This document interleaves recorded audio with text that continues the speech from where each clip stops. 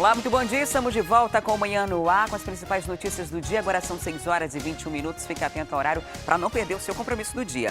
E olha, a partir de hoje, os estudantes que têm contrato com o Fundo de Financiamento Estudantil já podem renovar o documento. O FIES é um programa do Ministério da Educação que oferece financiamento de cursos superiores em instituições privadas a uma taxa de juros de 6,5% ao ano.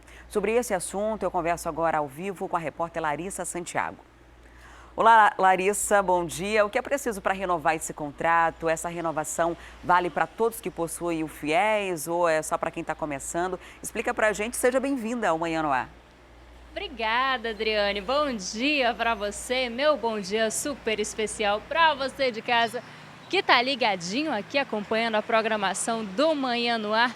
Então, isso vale para os estudantes que tiveram os contratos formalizados até o fim do ano passado, ou seja, até o dia 31 de dezembro. Como a gente sabe, esses pedidos de renovações são feitos inicialmente pela faculdade e, posteriormente, o estudante precisa validar essas informações. Essas informações que precisam ser validadas a cada semestre. A cada 6 meses, o estudante precisa fazer essa renovação. E na tentativa de evitar o que aconteceu no ano passado, quando houve todo um atraso, que geralmente é feito em janeiro e em julho, a cada 6 meses, como eu falei anteriormente. No ano passado, aconteceu que os estudantes só conseguiram fazer em outubro. Para tentar evitar que isso aconteça de novo, o que é que o Ministério da Educação fez? Informatizou tudo, criou esse ano o SIS-FIES, que é um sistema informatizado de pedido de renovação. E aí facilita muito para o estudante, né? Que agora pode fazer tudo pela internet, tudo muito mais prático, facilita para todo mundo, né, Adriane? Volto com você. Com certeza, Larissa. Muito obrigada pelas informações. Você lembra da confusão do PSC e da UFAM em novembro de 2015? Que na época houve uma denúncia de vazamento de informações e a data da prova acabou sendo remarcada? Pois é, os suspeitos de conseguirem um exemplar da prova são avô e neto, isso mesmo, da mesma família. Eles foram denunciados pelo Ministério Público Federal. Segundo as investigações, uma cópia da prova foi encontrada na casa dos denunciados. O avô, que trabalha no setor de editoração da UFAM, teria conseguido essa cópia para que o neto fizesse a prova. Além da condenação pelo crime de fraudes em certames de interesse público, o Ministério Público Federal pediu também o ressarcimento de quase R$400 mil para a UFAM, pelo prejuízo financeiro que foi causado quando eles tiveram que fazer uma nova prova em nova data. E desde 2011, a Biblioteca Municipal está fechada para uma reforma que nunca começou. E com isso, o local está sujo e sofrendo ações de vândalos. E para piorar essa situação toda, a restauração ainda não tem nem data para começar.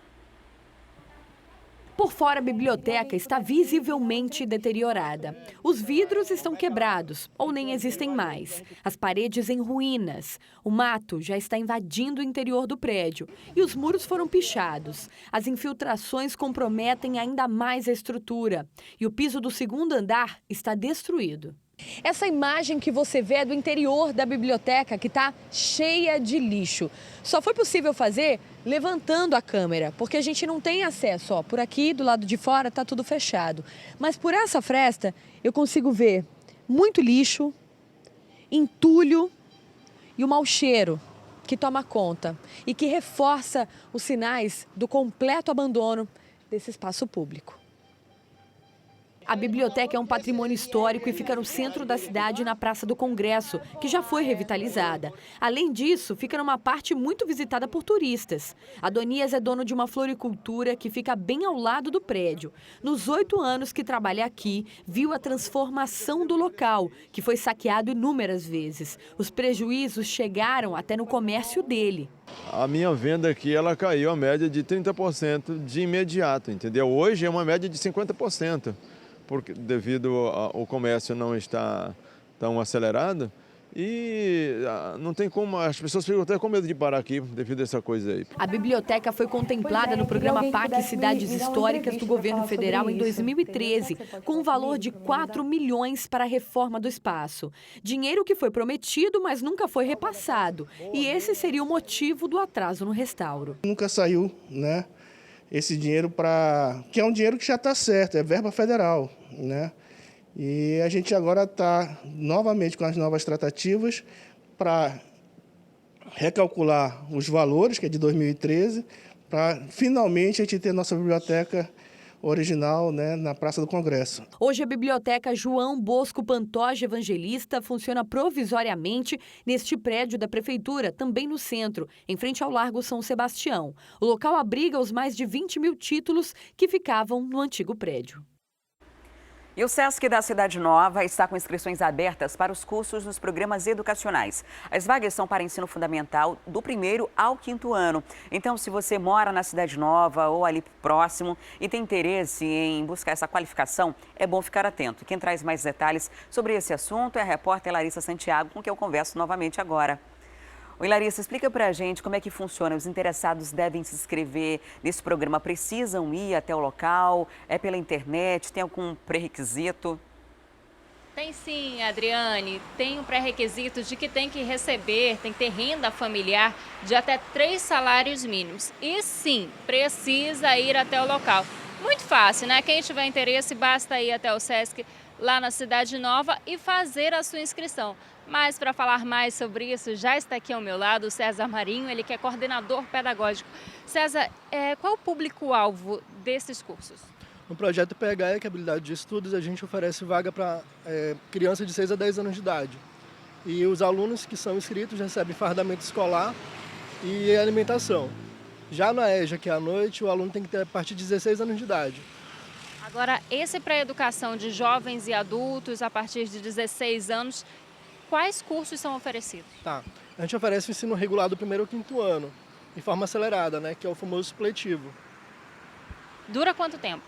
Depende muito do desempenho do aluno. Pode levar aí de 1 ano e meio a 2 anos, por exemplo. O mais rápido é 1 ano e meio, então? 1 ano e meio, isso. Isso para cursar do 1º ao 5º ano? A partir de 16 anos de idade. E quanto a esse reforço escolar que é para crianças? A gente chama atenção no reforço escolar, o nome é Projeto Habilidade de Estudos. O aluno estuda pela manhã e fica no SESC Lê à tarde fazendo atividades diversas, que envolvem educação, tem a área do Bosque, do SESC Lê, toda a unidade. Então a equipe pedagógica é preparada para receber esse aluno e trabalhar essas habilidades. Tudo de graça? Tudo de graça. Tá, agora vamos convencer de uma vez que está em casa, César. O que precisa levar? Tá, precisa da carteirinha do SESC atualizada, quem não tiver pode tirar na hora. A comprovação de renda familiar até 3 salários mínimos, os documentos de RG e CPF do pai e do responsável do aluno. Comprovante de renda precisa também? Precisa morar por ali? Comprovante de residência sim, mas qualquer lugar de Manaus. Não precisa morar lá especificamente na Cidade Nova, né? E essas inscrições vão até quando? Vão até dia 2 de fevereiro. E as aulas começam quando? As aulas iniciam dia 4 de fevereiro. Essas aulas que começam... É no dia 4 mesmo? Desculpa, é 6 de fevereiro, segunda-feira. Beleza, dia 6 de fevereiro começa a partir de que horas? Para a educação de jovens e adultos e esse reforço escolar? O PHE começa a partir das 14 horas e a EJA à noite a partir das 18h30. Quanto ao conteúdo ministrado, a gente sabe que tem que ter uma metodologia toda diferenciada para jovens e adultos, né? É trabalhar através de projetos que enfocam a realidade do aluno. Então a gente trabalha por grupos de alunos que têm suas especificidades e trabalha essas dificuldades deles. Para as crianças, como é que funciona? O intuito é mostrar para eles que é gostoso estudar. Então a gente tenta mostrar ao máximo através de projetos que o conteúdo pode ser mais interessante do que só a sala de aula e o professor ali. Muito obrigada pelas informações. Então, Adriane, tá aí a dica, né? Sem gastar muito, uma ótima chance para quem mora principalmente ali pertinho da Cidade Nova. Volto com você. Agora, Larissa, eu fiquei com uma dúvida. Você falou logo no começo que precisa ter uma renda familiar de 3 salários mínimos com um reajuste de cerca de R$ 2.800 por família. Para a aula de reforço, também precisa se encaixar nesse critério ou só para os outros cursos? Vou já te dizer. César, quanto a essa renda de 3 salários mínimos, isso vale também para o vespertino, para as crianças? Vale tanto para a tarde quanto para a noite, porque eles vão entrar no programa de gratuidade do SESC. E aí tem que comprovar essa renda. Tá respondido, Adriane? Tem sim, tem que ter renda de 3 salários mínimos tanto para a educação de jovens e adultos, quanto para esse reforço que são para as crianças. Tá certo, Larissa, muito obrigada pelas informações. E você aí de casa, se encaixar nesse perfil aí, mora por perto, recebe até R$ 2.800 e é só ir até o local, fazer a sua inscrição e, quem sabe, garantir uma dessas vagas. E quando esquecemos o celular em casa já é um transtorno, né? Você já fez isso? Dá aquele desespero. Agora imagina esquecer uma cadeira de rodas no aeroporto. Parece impossível, né? Mas isso aconteceu lá no Eduardo Gomes. E isso é apenas um exemplo do que os passageiros esquecem por lá. Vamos ver agora na reportagem de Danilo Alves e Pedro Bala. Duvido que você nunca esqueceu alguma coisa em algum lugar. Às vezes a gente esquece o telefone, né? A gente esquece chave, principalmente mulher. Lá em casa, a minha esposa já perdeu 2 chaves já. 2 chaves e fora as cópias que eu já fiz, ela já perdeu. E na hora de se preparar para viajar, sempre tem uma coisinha ou outra que é deixada para trás. Hoje, por exemplo, eu tô vindo viajar, eu esqueci de botar o desodorante. Já pensou, e agora? Vai ter que fazer o quê? Eu tive que comprar. Não, eu comprei outra ali na farmácia e já tá tudo bem. Pior mesmo é quando você esquece o objeto dentro do aeroporto. Isso já aconteceu com o Max. Ele se descuidou e deixou vários documentos importantes de trabalho. A gente ficou no aeroporto e não deu para fazer o serviço do qual eu estava fazendo essa viagem justamente só para fazer este trabalho. No caso do Max, havia esperança. Você sabia que existe um departamento no aeroporto de achados e perdidos? No Aeroporto Internacional Eduardo Gomes, por exemplo, quem achou ou perdeu algum objeto pode ir até o guichê da Infraero para mais informações. A pessoa que encontrou pode procurar o balcão de informações da Infraero e entregar esse objeto. Ou pode entregar também diretamente para o supervisor que estiver no horário, o supervisor da Infraero do horário. E, em terceiro lugar, pode entregar também diretamente aqui no setor de achados e perdidos, que funciona aqui na gerência de gestão operacional. Fazemos a busca baseado na característica do objeto, entendeu? E do nome da pessoa que perdeu. Nós fazemos a busca no sistema e, caso positivo, a gente informa para o cliente que ele pode vir buscar aqui no nosso setor. Ainda de acordo com a Infraero, por aqui estão armazenados mais de 150 objetos. Em 2016, o número de recebidos aqui no Aeroporto Internacional Eduardo Gomes foi de cerca de 3 objetos, mas em dezembro do ano passado, essa média aumentou 21%. Por aqui existem os mais variados tipos de objetos perdidos, como relógios, celulares, óculos, agasalhos, travesseiros, mas os campeões de perdas são os cartões de crédito, além dos documentos pessoais. Mas não são só esses objetos que foram perdidos, esquecidos por aqui, não. Outros peculiares já passaram por aqui, como muletas e até cadeira de roda. Mas é preciso atenção, viu? O setor guarda apenas parte das coisas. As outras, que têm valor, como dinheiro, por exemplo, vão parar em outro setor. Uma outra observação: esses objetos aí da sala ficam por aqui cerca de 3 meses. Depois, eles são empacotados e levados para outra sala no aeroporto. Mas, no entanto, ele ainda tem oportunidade de vir receber esse objeto, mesmo depois de estar embalado em outro setor. Se você perdeu algum documento ou objeto e acredita que foi no aeroporto, é só se informar. Quem sabe essa casinha de cachorro não foi aquela que você esqueceu naquele dia, hein?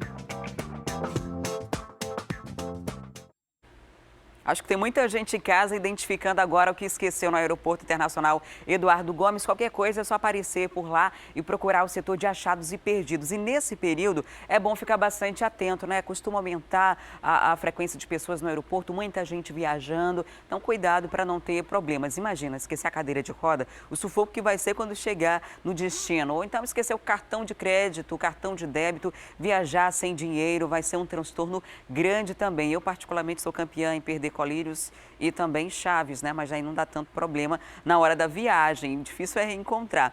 E tem também um setor de achados e perdidos, principalmente quando se trata de documentos, no PAC. Muita gente que encontra documento leva para o PAC e quem perde pode procurar também lá antes de ter todo o transtorno de tirar a segunda via da documentação. E agora eu tenho um recado para os estudantes. A partir de hoje, o Sinetran vai iniciar o cadastro e recadastro da meia passagem estudantil. Quem vai dar mais detalhes sobre esse assunto para a gente é o repórter Danilo Alves, que você acabou de ver aí na reportagem. Olá, Danilo, bom dia. Antes da gente falar do Sinetran, você esquece muita coisa também? Já deixou algo no aeroporto? Encontrou alguma coisa sua por lá quando esteve na reportagem? Bom dia, Adriane, bom dia a todos. Olha, particularmente eu sou campeão também de esquecer muitos objetos. Já esqueci chave, documento, até o momento eu esqueci o meu cartão. Já tive que pedir outro cartão a semana passada, enfim. Agora, o que as pessoas também não podem esquecer é desse prazo que a gente vai falar para você agora, do cadastro e recadastro da meia passagem para os estudantes. Começa hoje e vai até o dia 28 de fevereiro, então tem muito tempo, não tem como esquecer. Hoje já existem mais de 398 mil cartões só de estudantes. Agora a gente vai falar com o Antônio, ele que é o gerente de bilhetagem, vai explicar pra gente como é que vai funcionar esse processo. Muito bom dia. Vai ser tudo pela internet, né, Antônio? Tudo pela internet. Até a primeira via, o primeiro cadastro do estudante, que o ano passado era feito em loco, em cada posto do Sinetran, ele vai poder ser feito pela internet. A fotografia tirada em webcam não pode ser feita no celular.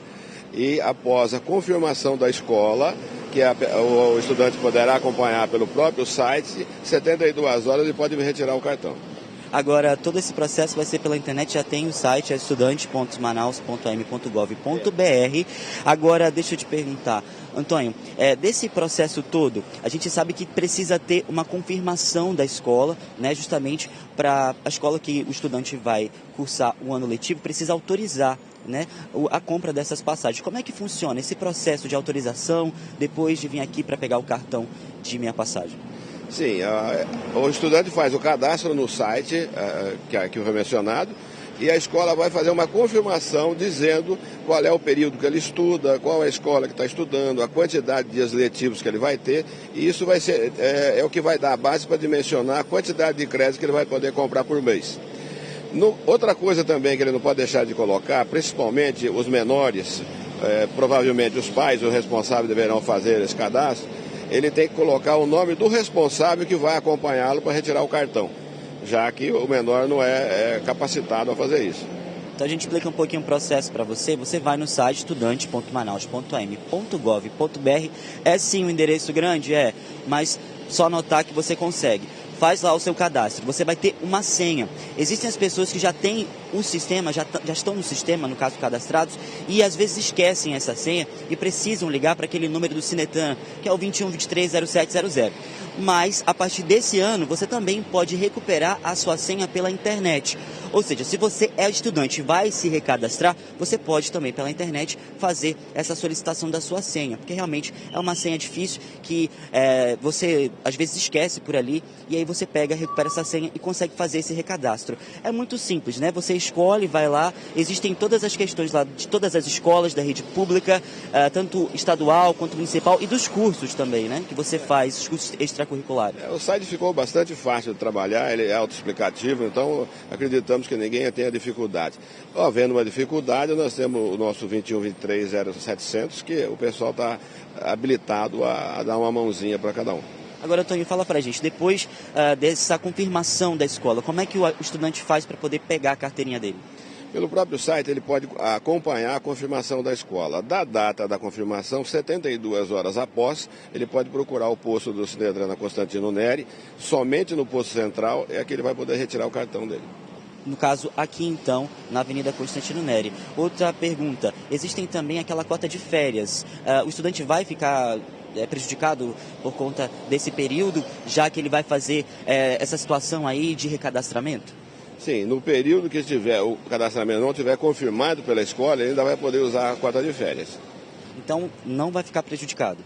De forma alguma. Ele vai continuar tendo os mesmos direitos que ele sempre teve, e hoje a gente está tentando facilitar ao máximo a forma dele se cadastrar.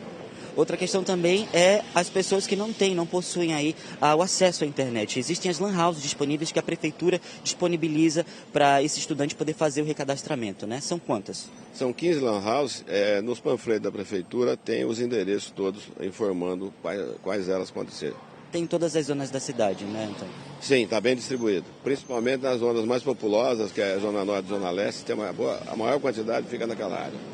Então, muito obrigado, viu? Olha só para frisar para você a questão do site, é www.estudantes.manaus.am.gov.br. Então, você vai até o site, faz o seu cadastro, já que se você não tem o benefício ainda, faz o seu cadastro, tem a sua senha, escolhe lá a escola que você estuda ou pretende estudar, eles fazem essa verificação, confirmam, né, a validação e depois de 72 horas você vem até aqui ao posto central do Sinetran, aqui na Avenida Constantino Nery, para poder retirar o seu cartão. Como o Antônio falou, se você for menor de 18 anos, vai lá no site, fala que você vai vir com o responsável, bota o nome do responsável lá e justamente você pega aqui o seu cartão. Se você é maior de 18 anos, basta você vir aqui com o seu documento com foto. Já para a gente falar também sobre a questão das lan houses. Você vai no site, no próprio site lá do Estudante.Manaus, você coloca uma barrinha lá, coloca assim lanhouses.php, que você vai ver toda a lista. Existem lan houses em todas as zonas da cidade, ou seja, como a gente falou, não tem como esquecer esse prazo. Começa hoje e vai até o dia 28 de fevereiro. Então, estudantes, fiquem ligados, porque é uma ajuda muito grande, é um direito de vocês realmente ter essa meia passagem.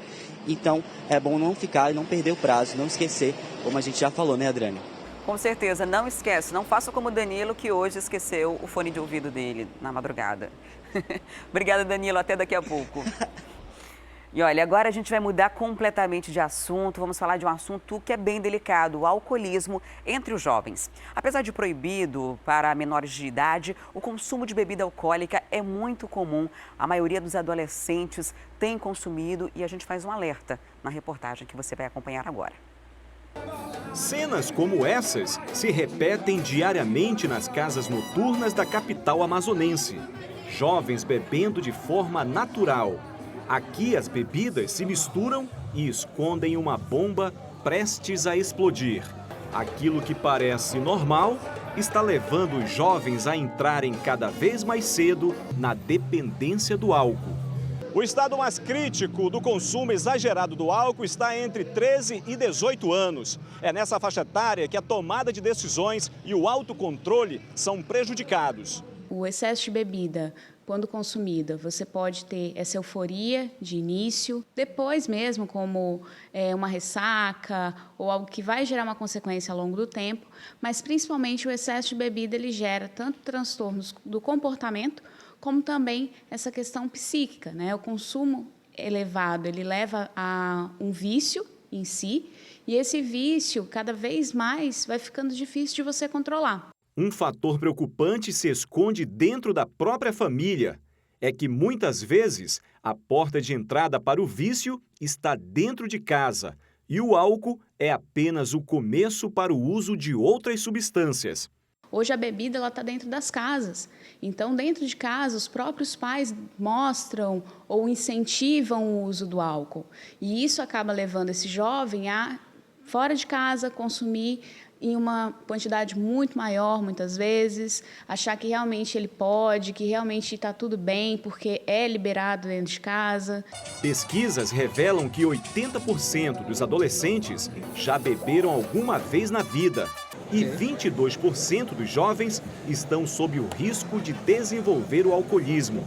O ano passado, o Detran encabeçou uma campanha para conter o número de acidentes envolvendo jovens dirigindo alcoolizados. Nós estamos trabalhando muito nessa questão dos jovens, educando os jovens, fazendo palestras, fazendo as nossas operações aqui, instruindo os jovens. Nós não fazemos só parar o carro para pedir documento, também fazemos ali uma breve explanação para os jovens do perigo do álcool e da direção, para que com isso nós possamos criar essa consciência. Nós não podemos deixar que esse jovem se perca para o álcool e direção, que sempre é uma mistura trágica. Se você consome o álcool, no dia seguinte você não vai conseguir produzir como você produziria normalmente. A lentidão do pensamento, ela ocorre porque o nosso cérebro ele é feito de células, ele é feito de líquido. E aí o que o álcool ele faz? Ele faz com que haja uma desidratação do organismo. E no dia seguinte fica muito difícil você estar ali realmente 100%. A venda de bebida alcoólica para menores de 18 anos é proibida no Brasil. Porém, não há uma fiscalização.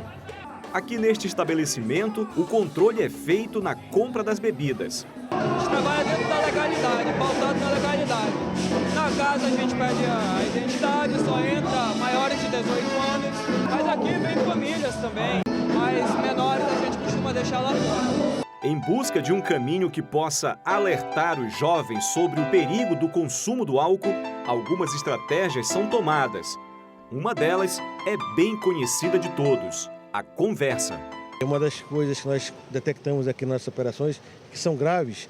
Muitos jovens de menores que dirigem e a grande maioria deles com a conivência dos pais. Ou seja, os pais entregam a direção de um veículo automotor a um jovem de menor e desabilitado. E com isso, logicamente, que essa combinação toda acabará sempre num acidente, numa tragédia e numa morte. E nós não queremos isso, nós queremos paz no trânsito. Tudo é a questão da orientação. Eu acho que uma boa conversa, uma questão mesmo de trazer a consequência. Falar, olha, você vai ingerir, ok, tudo mais, libera, porque os pais também têm essa consciência de liberar ou não, né? E o proibido é sempre melhor. Então, não é proibir, mas é orientar. Agora são 6h47. Chegou a hora da gente conversar ao vivo com a Micaele Cevalli e com a Deilson Albuquerque, que estão lá no 93.1, na Rádio A Crítica, estão ao vivo por lá também. Olá, meninos, bom dia. Bom dia. A gente começa falando de um assunto delicado. Um agente penitenciário foi preso, suspeito de passar informações para os presos lá no Compage. A chamada violação de sigilo funcional, Adriane Diniz, ouvinte e telespectadores do Manhã no Ar. O nome desse funcionário da Humanizare não foi divulgado, mas ele já foi afastado, segundo as informações que nós tivemos. Inclusive, o inquérito policial já vai ser aberto para que haja uma investigação sobre este caso. Só para ressaltar que a prisão aconteceu no sábado, foi em flagrante desse agente de socialização. O que ele fazia? Ele, como tinha muitas informações até que privilegiadas pelo fato de ele ser um agente de socialização de lá do Compage, ele, por ter essas informações, ele acabava repassando para alguns presidiários. E aí, consequentemente, poderia restar futuramente, resultar em uma rebelião ou algo parecido, já que ele passava informações que só mesmo os agentes de ressocialização ou de socialização da Humanizare, o pessoal que trabalha lá dentro, a própria polícia militar também, que faz a segurança ali nos arredores, e o pessoal da Humanizare que faz lá dentro a segurança, tinham.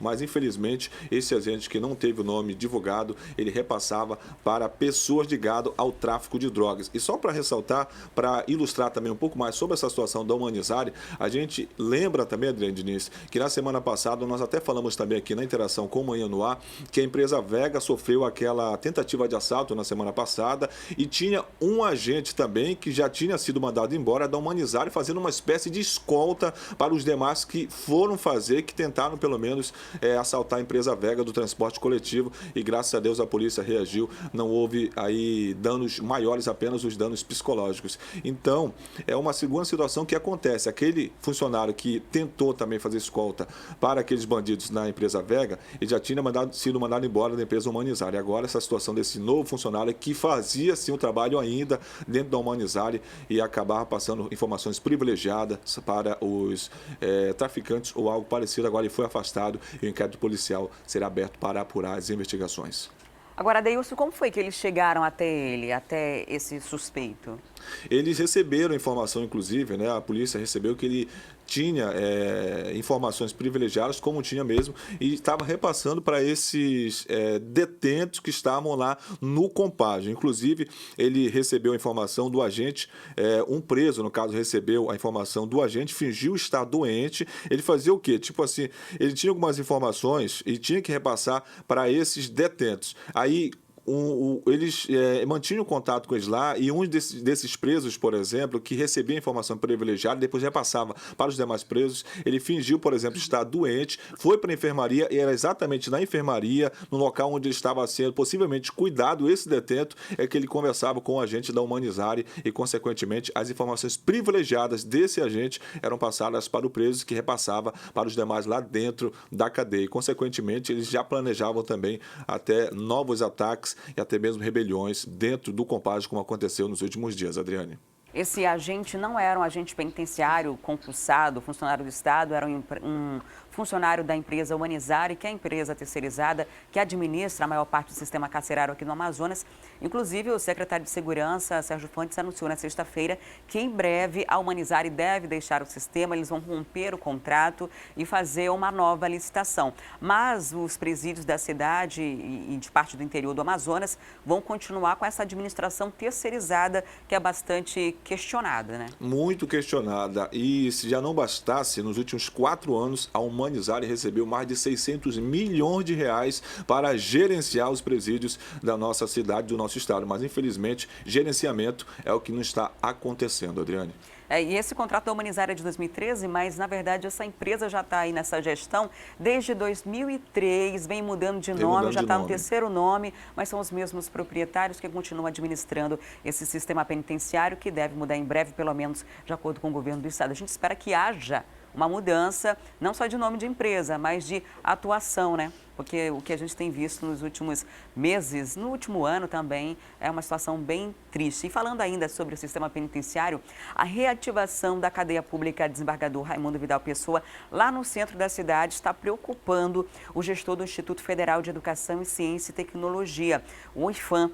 Por conta disso, a instituição quer e lançou uma campanha, inclusive, para tentar que as coisas mudem por ali, que a cadeia pública volte a fechar as portas. É isso mesmo, olha, Adriane, a campanha Volta às Aulas Sem Medo tem até, como ocupa aí parte das redes sociais, tem a hashtag Eu Apoio. E aí o diretor do IFAM está pedindo que as pessoas entrem na página do IFAM, coloquem lá a sua opinião, qual é o receio. O IFAM fica ali colado, ali pertinho da cadeia pública Raimundo Vidal Pessoa, e ele tem receio aí de que com a volta às aulas, esses estudantes corram algum risco. Olha, as aulas por lá começam no dia 2 de fevereiro, são cerca de 3 mil alunos e a preocupação nesse primeiro momento é lá do IFAM. O diretor substituto do IFAM, da unidade do centro, ele disse o seguinte, olha só, que a permanência dos presos na Vidal Pessoa oferece riscos para todos os estudantes das imediações, ou seja, além do IFAM, tem cerca de 12 instituições ali escolares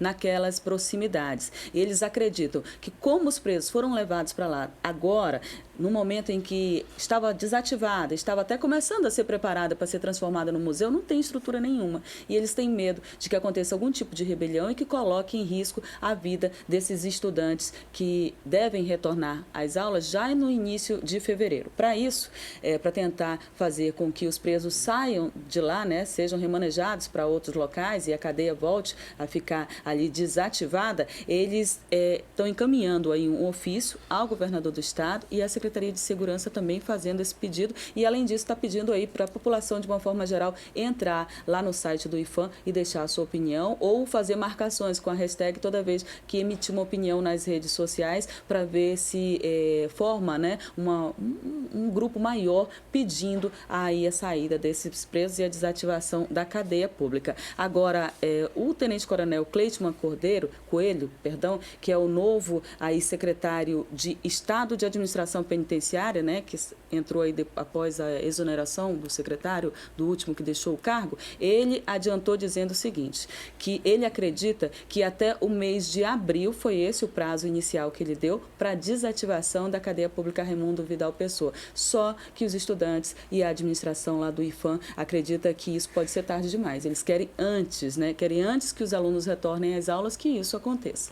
A cadeia pública, Adriane, desculpa, ela voltou de novo, né? Ela estava desativada até o mês de outubro, né? Então ela voltou, por exemplo, a ser ativada agora no dia 2 de janeiro, devido àquele massacre que aconteceu lá no Compágio, né? Então a transferência de alguns presos foram necessários lá para a cadeia pública Raimundo Vidal Pessoa, no centro de Manaus. E algumas pessoas podem até se questionar, mas como anteriormente, até antes de outubro, ela não funcionava normalmente no centro de Manaus e não havia aulas, por exemplo, ali do pessoal do IFAM e das escolas das cercanias, das adjacências? Exatamente, só que naquela ocasião não havia esse clima de tanta instabilidade e do que acontece hoje. Então exatamente esse é o receio agora, já que a instabilidade realmente predomina nos presídios do estado do Amazonas, então esse é o maior receio da direção lá do IFAM, que haja realmente uma rebelião lá e que isso possa também cair e se sobressair, por exemplo, em cima ali do IFAM e das escolas das proximidades. E só uma informação, Adriane, como eu tenho filha em idade adolescente,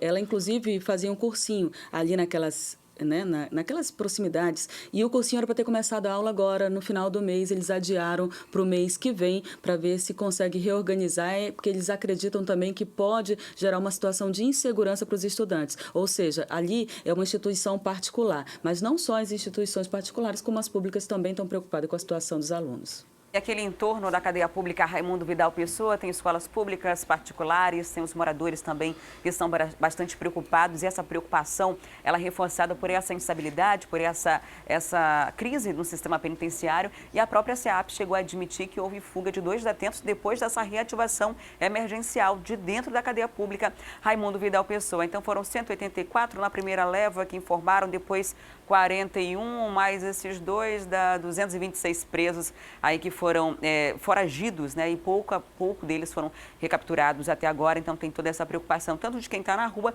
quanto quem está dentro dessas penitenciárias aqui no Amazonas. E a situação está tão feia que uma dupla passou em frente a um distrito de polícia e resolveu atirar contra o prédio. Que história é essa? Pois é, o que normalmente acontece no Rio de Janeiro, São Paulo, algo parecido, também parece que está voltado aqui para o estado do Amazonas, depois dessa instabilidade que acomete os presídios do nosso estado. Foi exatamente na tarde deste domingo, Adriano Diniz, no 14º DIP, ali no Jorge Teixeira, na Avenida Grande Circular, na zona leste da capital do Amazonas. A informação que repassaram para a nossa equipe de produção apurou, é que 2 homens em uma motocicleta passaram em frente ao 14º DIP e simplesmente atiraram contra ali o Distrito Integrado de Polícia, né?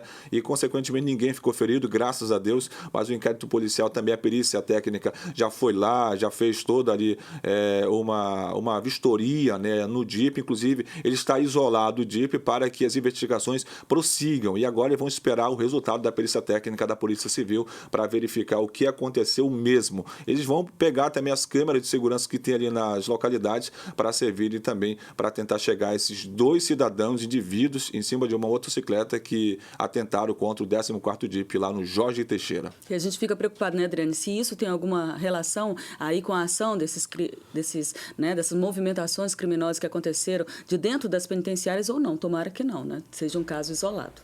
Tomara. E agora a gente muda de assunto para falar de um projeto que foi aprovado, inclusive, em uma comissão no Senado. E esse projeto de lei prevê que as mamães possam amamentar os seus bebês até 6 meses de idade durante a realização de concursos públicos federais. É isso mesmo, olha. A Comissão de Trabalho, de Administração e Serviço Público foi quem aprovou aí o projeto. O projeto é do senador José Medeiros, do PSD do Mato Grosso, que assegura às mães o direito de amamentarem seus filhos de até 6 meses de idade. Olha só, durante a realização de concursos públicos federais. Isso é uma grande conquista, né? Porque muitas mães não conseguem passar ali 5, 6 horas sem amamentar os filhos, e isso estava impedindo algumas, né, de conquistarem o espaço aí, conquistarem, quem sabe, uma vaga, né, num órgão público, um emprego, né, público federal. Que bom que seria para elas. E aí vai funcionar da seguinte forma, de acordo com o que o projeto diz. A mãe terá direito de amamentar cada filho, e aí, se tiver mais de um, em intervalos de 2 horas. Quer dizer, a cada 2 horas ela dá uma paradinha. Essa paradinha é de 30 minutos para cada bebê. Porque às vezes você sabe que a mãe tem gêmeos ali, né? Aí, no caso, 30 minutos para cada bebê. E esse tempo que ela gastou ali amamentando o bebê vai ser compensado na realização da prova, ou seja, ela vai ter um tempinho a mais do que os outros candidatos para ficar ali na prova, para compensar o tempo que ela perdeu ali amamentando o bebê. E durante a amamentação, um fiscal deve ficar ali ao lado da mãe para garantir isso. E não é só isso, não.